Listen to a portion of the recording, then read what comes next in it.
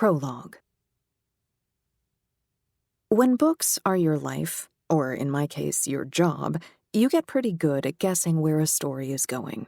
The tropes, the archetypes, the common plot twists all start to organize themselves into a catalog inside your brain, divided by category and genre. The husband is the killer. The nerd gets a makeover, and without her glasses, she's smoking hot. The guy gets the girl, or the other girl does. Someone explains a complicated scientific concept, and someone else says, in English, please? The details may change from book to book, but there's nothing truly new under the sun. Take, for example, the small-town love story.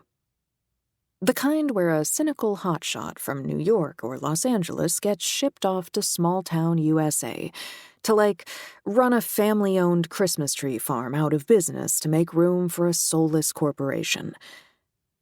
But while said city person is in town, things don't go to plan.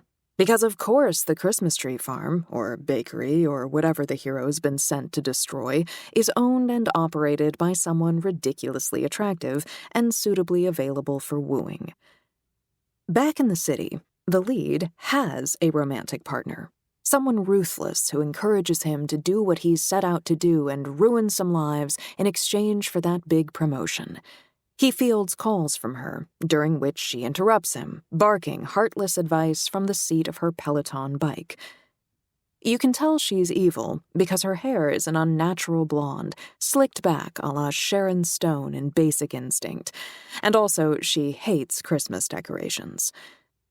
As the hero spends more time with the charming baker/seamstress/tree farm person, things change for him. He learns the true meaning of life. He returns home, transformed by the love of a good woman. There, he asks his Ice Queen girlfriend to take a walk with him. She gapes, says something like, "In these Manolos?" It will be fun, he tells her. On the walk, he might ask her to look up at the stars. She snaps, "You know I can't look up right now. I just got Botox." And then he realizes he can't go back to his old life. He doesn't want to. He ends his cold, unsatisfying relationship and proposes to his new sweetheart. Who needs dating? At this point, you find yourself screaming at the book, "You don't even know her! What's her middle name, bitch?" From across the room, your sister Libby hushes you, throws popcorn at your head without lifting her gaze from her own crinkly-covered library book. And that's why I'm running late to this lunch meeting. Because that's my life. The trope that governs my days, the archetype over which my details are superimposed. I'm the city person, not the one who meets the hot farmer, the other one.